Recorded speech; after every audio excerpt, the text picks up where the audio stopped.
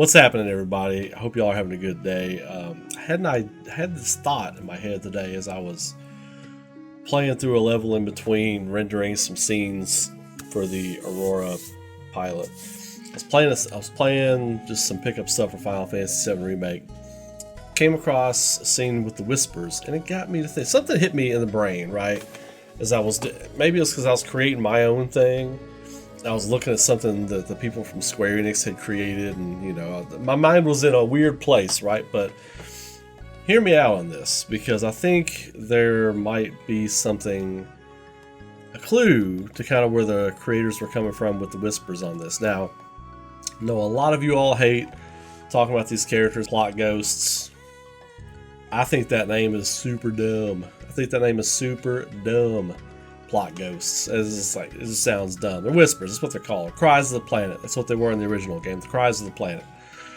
They've been there from the start, but they had an active role in this game, which pissed a lot of people off, and decidedly so. I mean, I'm still 50-50 on those things, regardless of how you feel about the ending of the game. But I had a theory on not so much what they are in the game, but how the creators came up with them, right? So go with me down the road here for a minute. But before I get into that, I want to say real quick shout out to Valerie Morrill and Frederick Allen and my man Trip 30s. You're always in the comments. You're always on Twitter hitting me up.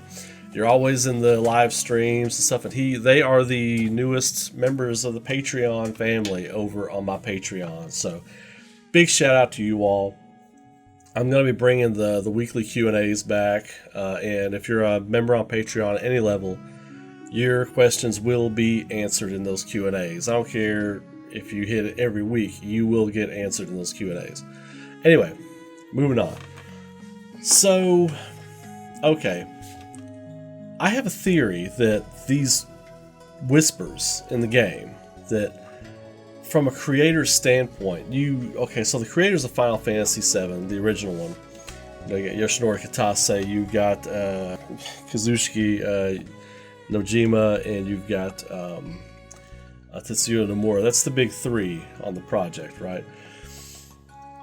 They have said in interviews before that there were things they wanted to do in the game.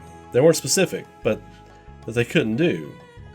So now they're going back with Remake, and they've had all these ideas over the years, right?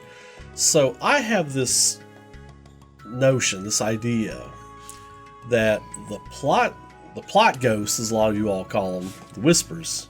See, I caught me calling them that there for a second. I hate that name so much.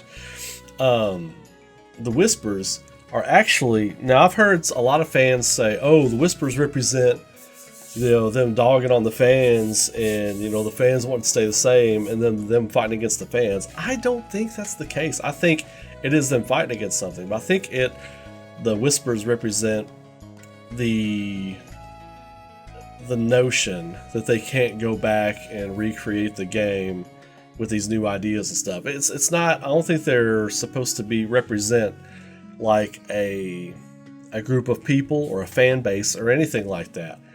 I think they represent like a creator and an artist or anybody who's ever done a job that they felt was incomplete and they couldn't go back and do it the way they wanted to. I think that's what the whispers represent in the game.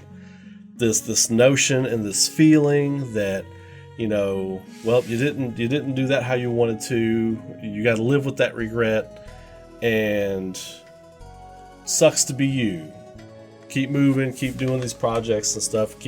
Forget about that. Clearly, the Final Fantasy VII is a big deal to everybody, all the main people, and even some of the sub people that worked on it, right? Clearly, it's a big deal. It's a pillar of their career. It's not just a benchmark. It is the load-bearing wall of the house, right? It is the centermost pillar that your whole house, your whole career is built upon. And the whispers are the notion that it will forever be incomplete. They will never be completely happy with it. They just have to move on. I think that's what the whispers represent for the creators of the game. I don't think the whispers are some kind of like backlash from them at the fan base saying we're going to do what we want and all that. I think that that negative bullshit, I don't buy it. I don't like it. I don't think it's true. I think the whispers represent just the notion that you can't go back and fix and make more complete what you view as an incomplete work that you did. I think that's where it is.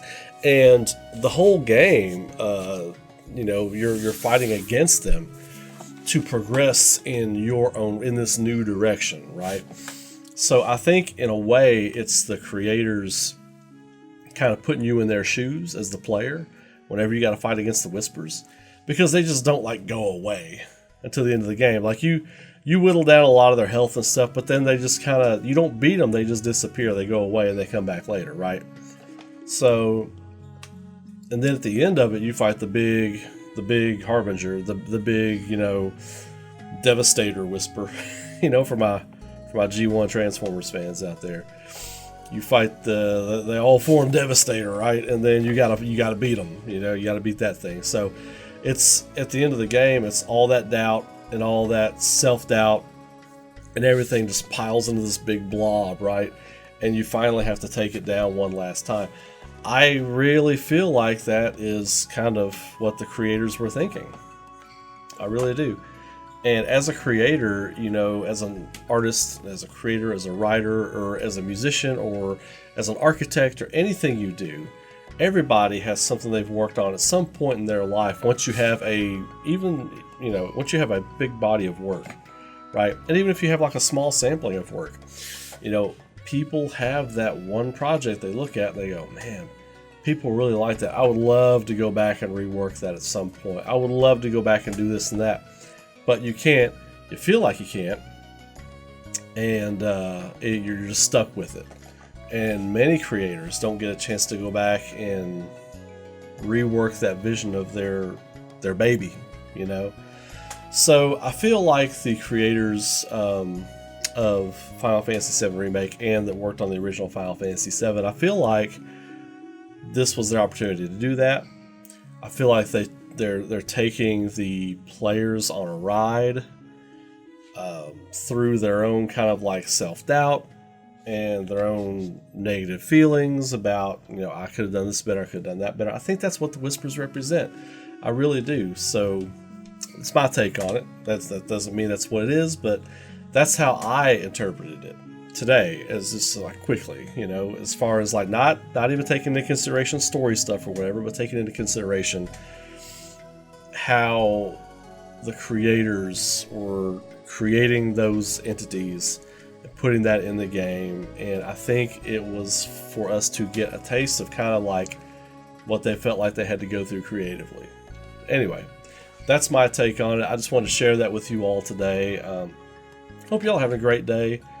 I hope y'all are rocking out there. I hope you're having fun. Getting through all this stuff, this pandemic, this limited going out and everything as best you all can. Things are more loose now, but you all be careful out there. People still getting sick and everything. I want you all to be good, stay safe, be kind to each other, make somebody's day better, and that a lot of times that'll make your day better, just a quick thought. Anyway, y'all have a great night. Keep rocking. I will catch you on the next video. Bye.